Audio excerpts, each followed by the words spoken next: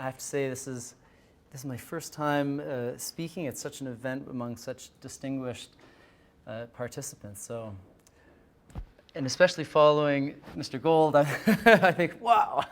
I mean, basically, I agree with everybody. I think, yes, When Mr. Gold was at his first year in Fudan, I was actually just entering the world. I mean, it was like, I think, wow. Yeah. He is the oldest person in the room. He is 75. Okay. So we are below him. Okay. So, and obviously a new face in the room. I feel like I should give everybody a bit of an introduction to who I am and what I've been doing, and perhaps why I've been invited to join. In 2005, I was in Shanghai studying Chinese at Huadong Shifan Daxue, and classes were okay, things were going well, but I was looking for something else and another avenue to learn Chinese. And I ended up finding this NGO. It was actually an American NGO working in Sichuan in the Kham region, the Tibetan Kham region of Sichuan. And they were looking for a volunteer to help, actually it was to help with some fundraising. And I said, yeah, I could probably do that. And I got involved and put on this hip-hop show in Shanghai. It was great. It was 500 people came, but we didn't charge enough money, and so we came with very, very little. And after that, they asked me to lead a bicycle ride from Lijiang up to Zhongdian, around to Litang, and to Kangding. And 800 kilometers, 10 days. It was very hilly, and there were a lot of international donors with us. And at the end of it, I just thought, NGOs are great. Wow, I love this. You got music and bike rides. So in 2007, I went back, and in 2008, I got my first job working with an NGO. It was another American NGO working in Tibet, and I came on as the Tibet project coordinator, and that was just before the events of 2008, and so a lot of what I did happened from the office in Beijing, unfortunately. I worked with various organizations until about 2011, when I came on with the Canada Fund and started as the coordinator. And basically what that means is, and I'm the only sort of donor representative, although I'm not actually representing the Canada Fund today. What the Canada Fund is it's a small grants program that's administered through the Canadian Embassy in Beijing, and we give grants of approximately, let's say on average, about $25,000 to $30,000 Canadian to primarily local NGOs working on issues related in some way to governance, improving governance, and civil society capacity building. And all the projects that we fund, as Sean knows, they have to, yes, that's right. They have to bear our logo. No, no, they don't actually. But they all have to be completed within a year. And depending on what's happening internally, that year could be 4 months or it could be 12 months. But every year since 1985, there's been an opportunity for local organizations to apply to us for funding. And what happened last year, which was unique in our history, is that we expanded our coverage area to include all of China. So up until that point, we'd been focused exclusively on Western China, and I think that's possibly why one of the advantages that I had in getting the job in 2011 is that I had a lot of experience in Western China, in Shanghai and TAR, Yunnan, Sichuan. And now, for the last 2 years, I've been learning about other sectors in the rest of China. And I think one of the things that I'll be sort of talking about and coming back to is the idea of geography. And certainly from my experience over these years, and now it's really been sort of put under the microscope in this new position, is how different China is east to west and north to south, and how it can be divided by sectors and what I call sectors and you called fields. Thank you. Yes, fields. There are ethnicity lines that divide issues, and policy is different in different areas. So, as this is my first such commentary, I actually, as I was reading through the papers, I came up with sort of some general feedback points that I've incorporated into some points that now that I look at them, they look oversimplified. The who, why, what. And so what I'll do is not actually specifically point out individuals' research in the papers, but I hope that you hear the points come out in what I'm going to say. So I think one of the papers talked about, actually I believe it was Timothy, talked about who is doing this, who these people are, and I think that they are all the people that you talked about, activists and idealists, as well as scholars, and entrepreneurs. And I think, Thomas, you said the same thing, that people who start NGOs are by nature entrepreneurial. I also think that people in China are very practical. And that as people, some people, especially perhaps in Qinghai, for example, they decide to work with NGOs because it looks good, it's a good job prospect. They're in Qinghai, 2 years ago we had over 40 proposals from Qinghai, from different NGOs, different organizations. There's a lot of organizations working on a whole range of issues. And so it's a practical solution to finding a job for a lot of these new graduates. In terms of, there was one thing, actually, He Jianyu, now I'm doing what I said I wasn't going to do. But in terms of who's doing it, you had a slide that said there's a law restricting ex-government officials from prohibiting ex-government from running NGOs. And I wondered what year that was implemented and if that only is relevant to certain levels of government, because I can think of 2 organizations in Qinghai that are run by ex-government officials. All the fires failed. Okay. So they issued fires and fires to implement this Prohibition? Yeah, prohibition. Okay. Because I thought that sort of interesting. And again, this is one thing when looking at China is all the exceptions. No matter where you look, it's like however good the theory looks, there are exceptions everywhere. And so I think even for myself, it's difficult to, every proposal, for example, in this new role is unique because although a particular issue may have been dealt with somewhere else, it's like, oh wow, this is coming back here. This is a big problem in this area. So that's the who. Then why? Again, I think opportunity for a lot of people. And I guess I'm kind of building up to talk about entrepreneurialism because that's something that since 2008 I've seen a lot more interest in entrepreneurial type projects among NGOs, in my experience, particularly in Western China. And so why people are doing it, why people are getting involved in NGOs, I think, again, it's the opportunity to start a new business now.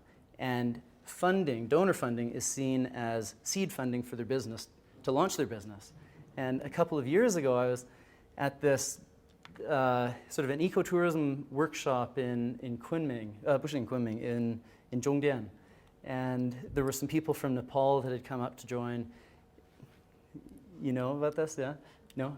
There were some people from Nepal that had come up to join, and they were talking about community-based tourism.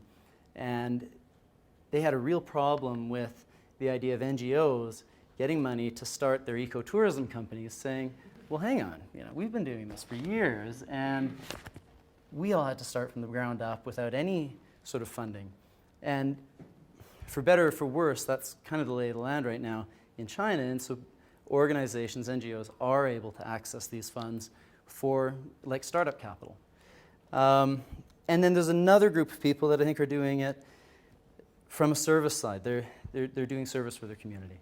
And obviously that has been, I think that's, we would hope, the bulk of the people, the majority of the people that are involved in these NGOs. But I think one key point, for me anyhow, in terms of the people that I meet, is that not everyone is a political activist, not everyone is a pro-democracy leader. Oh, geez. And I think that's something when reading a number of the papers, these terms come up, and I think, well, that's true among certain people, for certain people in certain fields, but certainly not across the board. There are a lot of people that are really just, they identify, especially I think in Western China, like deficiencies in the education system or in healthcare, and they feel through their connections they can bring in new materials, or they can bring in new practices. Perhaps they met a doctor who was traveling from the U.S. and is willing to come back and show something to their to the midwives. That kind of stuff where people just feel like, hey, I can connect the dots here, and it's not necessarily something greater. And I think that actually, that fact should give hope to the sector and to the Chinese government. I hope that they really realize that as well, and because that sort of removes a lot of the threat, the perceived threat from NGO activity, and that they're sort of ganging up to overthrow, or something like that. So what are they doing? Yeah, providing infrastructure services for those without access. That's the type of organizations that I encounter most. People who are doing hardware. And now there's this whole hardware, software sort of, it's not a debate, but there's a shift, I think, that's happening where as China is becoming more developed, as international donors are leaving because of public pressure saying, hang on, China's developed, why are we giving them money when they're giving all these other countries money? What seems to be happening from my perspective anyhow is that international donors are actually supporting infrastructure. They're giving less support to infrastructure, and they're trying to shift towards the software skills, and that would be training and capacity building. And that's something that has been going on for some time, as Carla and I were talking about earlier, the Ford Foundation Winrock project that was over 10 years ago about NGO capacity building.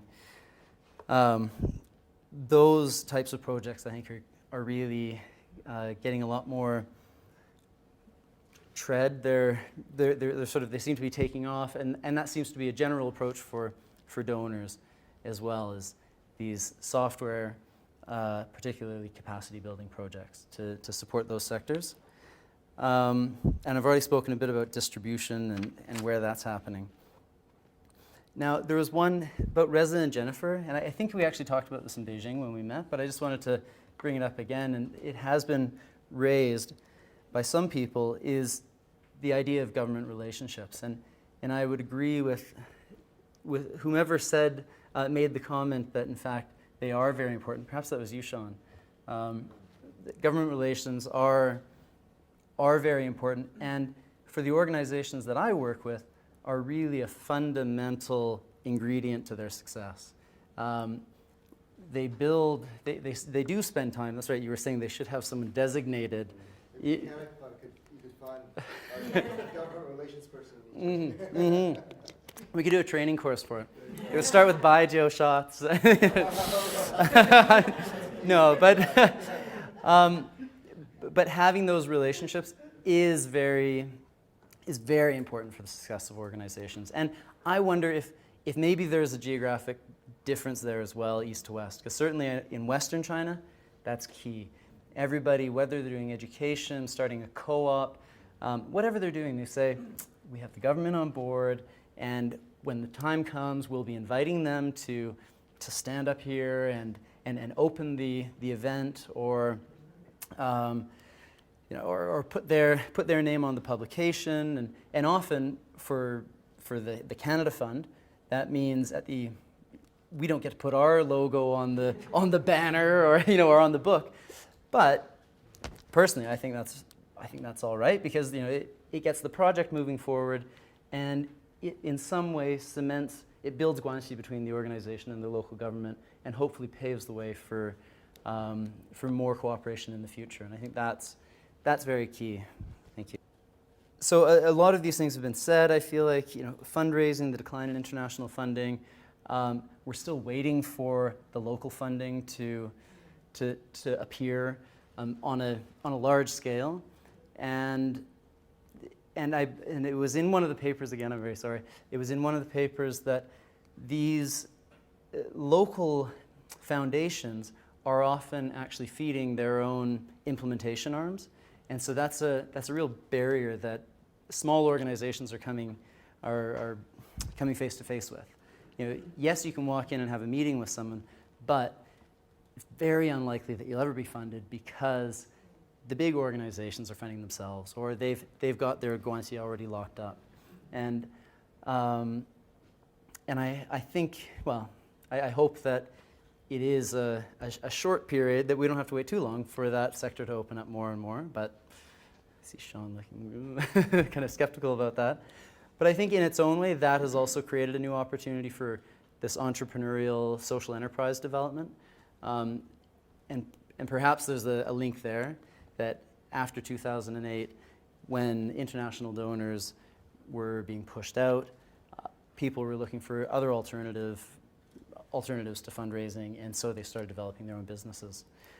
I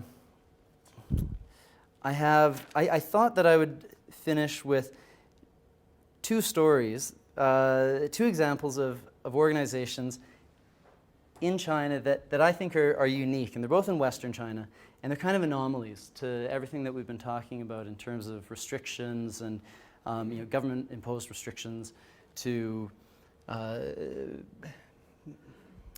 freedom of movement,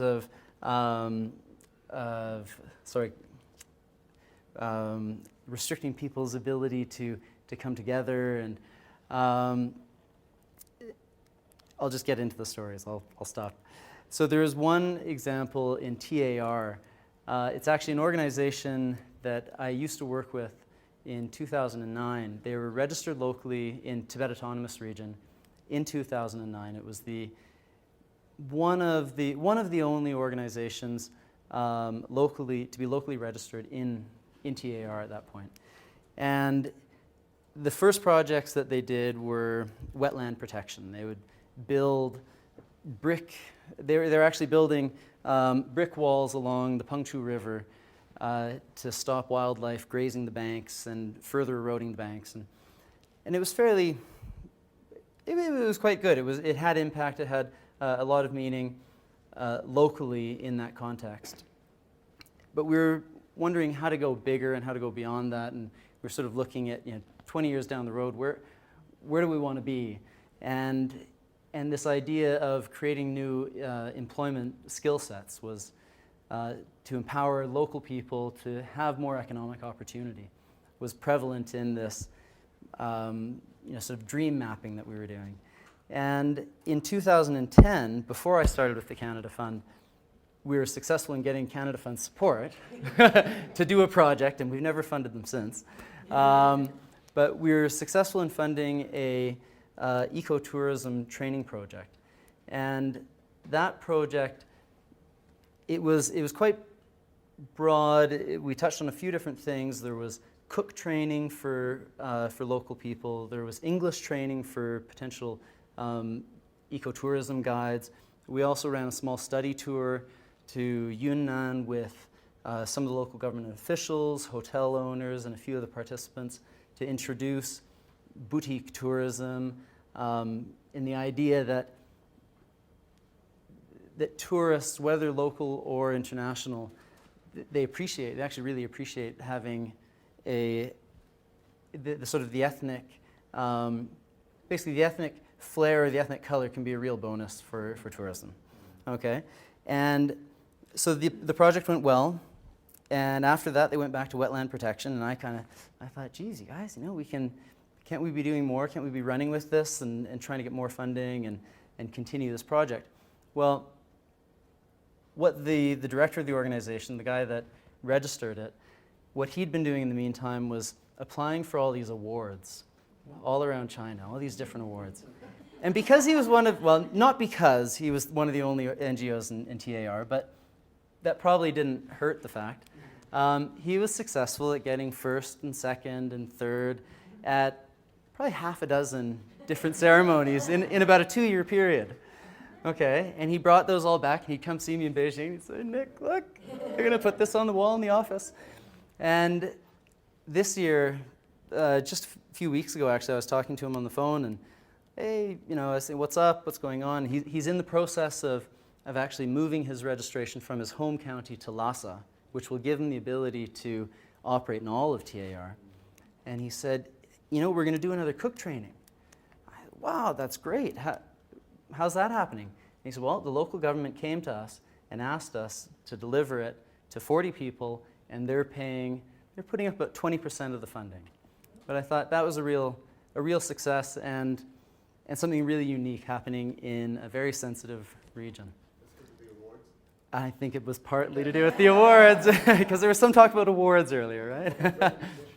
Yeah.